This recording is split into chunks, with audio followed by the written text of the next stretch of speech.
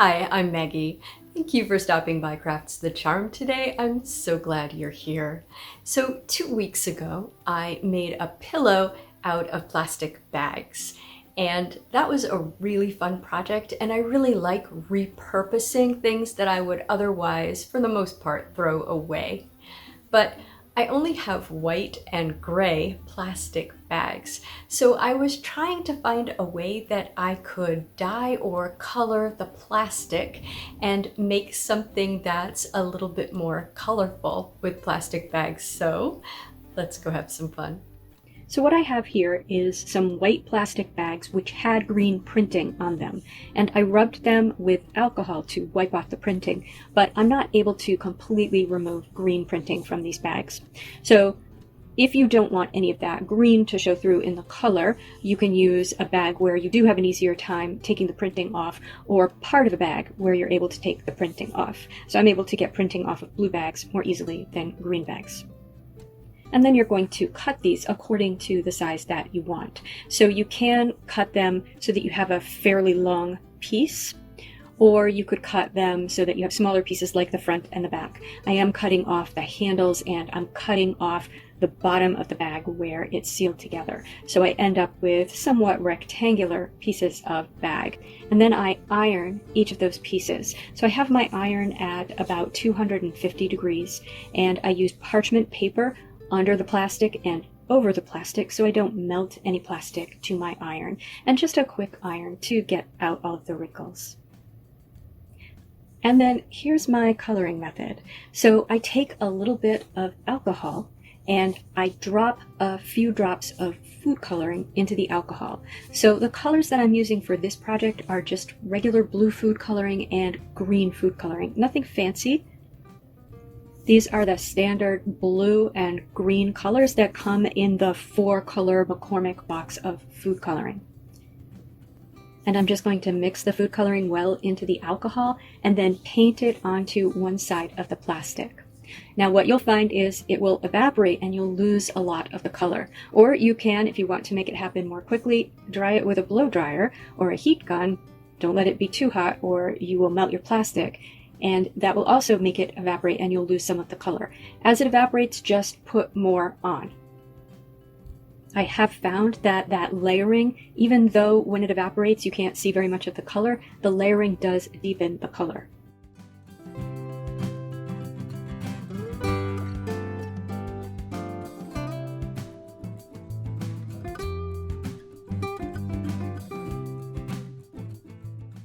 So then I'm going to put another piece of plastic on top of this, and I'm going to iron it.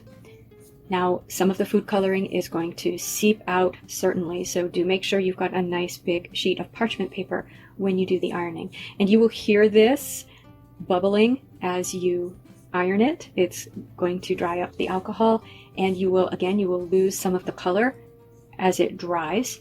And you also might be shrinking some of the plastic, because what we're trying to do is laminate that top piece of plastic to the bottom piece. It's going to take a lot of ironing to laminate the pieces of plastic together because of the liquid inside. And then you are just going to repeat this process until you're happy with the look of the plastic. So paint another layer of blue now on your top sheet, put another sheet of plastic over that, and iron.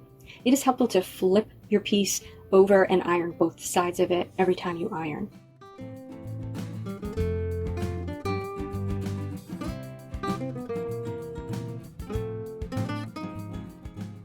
So most of mine are about 6 sheets of plastic, I would say, and I had the most luck with just a single color when I did this. I did try some painting images and mixing colors, and it didn't work as well. And what you get in the end is, I feel, almost a batik-y sort of a look to the plastic. It will be a little bit wrinkled from the contraction when you iron it, and the color will be uneven, but I do think it's a cool look. Now, a couple of other things. It's going to be leaky if you don't completely dry it, so iron it quite a lot. And the other thing is, I found that I was able to remove the stain from my fingers using soap and a pumice stone. Okay, now the other item I have is I have these 3 pieces of wood. And my dad was cleaning out his shed, and he said that these came from some piece of furniture he had taken apart. And they are sort of tongue and groove. And so I'm going to keep them almost exactly as they are, but they are a little bit dirty and possibly even a little bit moldy, I'm not sure. So the first thing I'm going to do is just give them a light sand. And then I cleaned off the dust and I stained them on one side. So I picked the side that I wanted to be the front, and I stained them with Minwax oil-based red mahogany stain.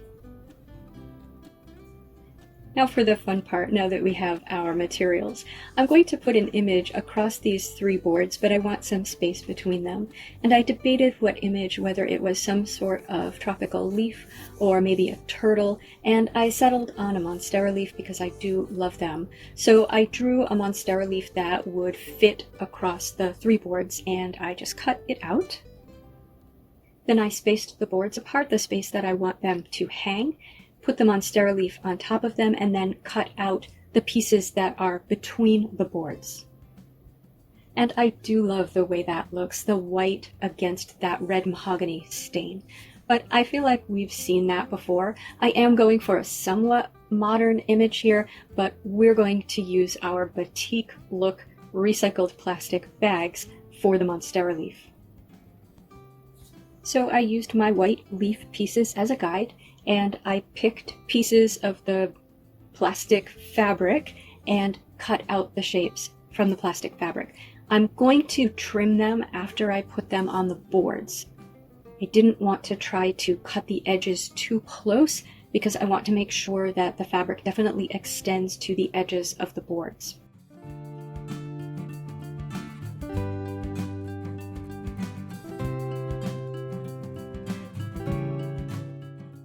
Now, I glued them down with white glue. I had done a little practice piece and the white glue worked fine, but I felt like it didn't give me a strong enough hold. I think it depends on how thick your plastic fabric is, and I think the piece that I did maybe wasn't as thick as these pieces. So I would recommend matte Mod Podge for this. I think it's stronger than the white glue. I then sealed over the entire piece with the matte Mod Podge. Now, the middle piece was problematic for me. I should have glued it down with Mod Podge and then put something heavy on top because it popped up in places. In fact, all of the pieces popped up a little bit in some places, so I think it makes sense to glue them down with Mod Podge, put something heavy on top, and let it dry completely, and then go to the sealing stage. So ultimately, what I ended up doing was peeling that middle green piece off, and I decided rather than using a green piece, I would use a blue piece for the middle piece, and I really like this a lot better, even though it wasn't my original intention. So I just used the green piece as a guide and cut the blue piece out and glued that on. To trim the pieces so that they fit on the boards perfectly, I just tilted them at sort of an angle upside down so that the edge of the wood was pressing against the plastic, and then used a knife, a box cutter knife, to run it along that edge. You could use an X-Acto knife as well, and that gave me a nice, neat cut. And then I decided to paint a white border around all of the pieces, and this is going to overlap both the piece and the wood below the piece. And I'm just using apple barrel white acrylic paint for this. I wanted to use acrylic paint because it goes on smoother than chalk paint, and I felt I really needed this to flow for me to get a nice tidy line.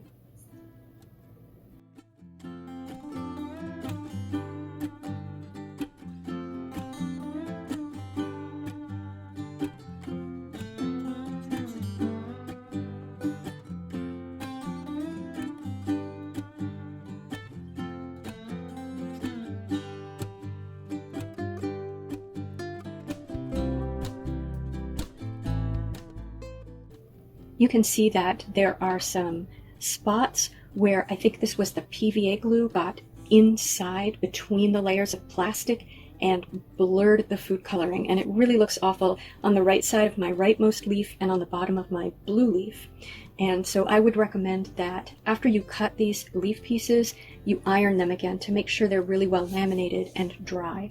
So what I decided to do was to try to cover those with some of the leftover pieces of plastic. And I just used one layer So if I have one layer that's completely dry, using the glue is not going to blur it. So I cut some pieces and glued them down, and for the bottom piece, the blue piece, because it's all the way across the bottom, I cut it with a wavy top so that it wouldn't be quite so obvious. There wouldn't be a stark line because the pieces of fabric look different. And I just glued those down and trimmed them. And then finally, to hang them, I'm going to put a sawtooth hanger on the back of each piece. So I just lined them up at the top and then measured 1.5 inches down from the top of each of them, drew a line across, marked the center of each of them, and then attached the sawtooth hangers, which you simply nail in. And here they are. I'm really happy with how they came out. This is not where they're going to be, but I'm painting the room that I want to hang them in, so it's not ready for this piece yet.